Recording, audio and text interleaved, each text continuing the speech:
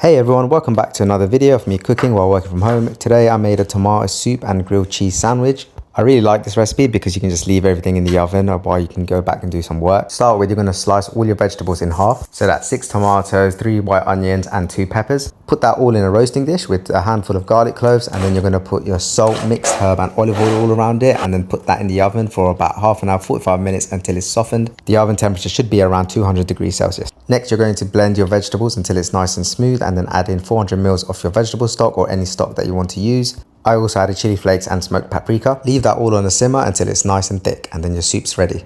I quickly made a grilled cheese as well to pair with the tomato soup. I used white bread, mozzarella and cheddar.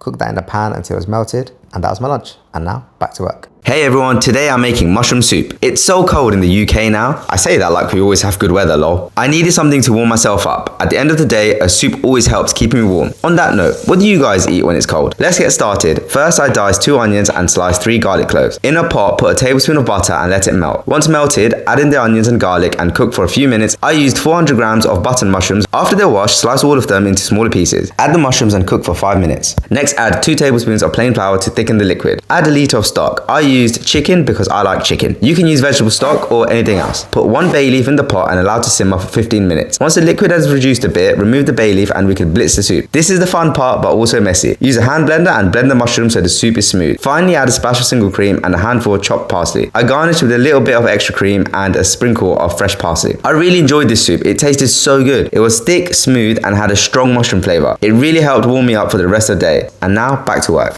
Hey everyone, today I'm making chicken noodle soup. Now I know I've made this before, but given that half the UK currently sounds like a choir of malfunctioning car engines, I figured I'd make it again. First, grab some green onions and slice them up. Keep the green ends for later. Toss the rest into a pot with some oil. Add a big old block of garlic ginger paste. Cook for a couple of minutes until your kitchen smells like a remedy for all known illnesses. This time I'm using chicken on the bone because we all need that extra collagen and bone marrow magic. I threw in about half a kilo of chicken cuts and cooked them until they got some colour. Then I poured in 1.5 litres of chicken stock and a tablespoon of dark soy sauce and let it simmer for 30 minutes. Once the chicken was done, I took it out to cool because molten chicken is not fun to debone. While it was cooling, I blended a tin of sweet corn into a puree, about 150 grams, and added it to the pot, along with another 150 grams of whole sweet corn for texture, because we respect the duality of corn. Next, in went some egg noodles. While they softened, I deboned the chicken and added it back to the pot. If the soup looks a bit thin, mix in a tablespoon of corn flour slurry to thicken it up, because nobody wants sad, watery soup. Then whisk 2 eggs and pour them in carefully. Resist the urge to stir immediately unless you want egg confetti instead of those nice silky strands. For a final flourish, I threw in some coriander, because fresh flavors equals healing magic, and garnished the soup with sesame oil, chili oil, and the green parts of the onions I actually remembered to save. Honestly, it's a shame I only make this when I'm feeling like a medieval plague victim, because it's such a hearty filling meal. Also, it's one of the rare dishes that earns me an automatic compliment from my wife, so you know it's good. And now, back to work. Hey everyone, today I'm making carrot and coriander soup. I've actually never tried this soup before, but hey, life's short and my fridge is full of carrots and coriander that were starting to look at me like use us or lose us. First I sliced 2 onions and tried my best not to cry. Cooked them in some oil until they were soft, just like my belly. Then I chopped 2 potatoes into small chunks and tossed them in. Added a teaspoon of ground coriander and some salt. Mixed it all up and let it cook until the potatoes started to soften. At this point the kitchen smelled like a fancy restaurant and I felt like a Michelin-starred chef.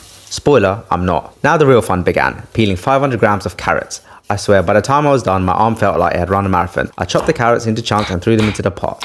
I then added 1 litre of vegetable stock and a sprinkle of chili flakes to show that I can handle my spice. I brought it to a simmer, covered it and let it cook for 30 minutes. By now the carrots and potatoes were soft and I added a handful of coriander. Then came the blending part. I used a hand blender which sounded like a jet engine and probably annoyed my neighbours. Blended it until smooth, tasted it and added a pinch more salt because let's be real, salt is the real MVP of cooking. I poured the soup into a bowl, drizzled some double cream on top because it tastes nice and garnished it with chopped coriander. It now looked fancy enough to post on Instagram. I was genuinely surprised. It's not my favourite, tomato soup still has my heart, but it's pretty good. The flavour is mild and slightly sweet from the carrots with a fresh kick from the coriander. Paired with some toasted bread, it's the perfect comfort food for when you're pretending to be an adult. And now, back to work.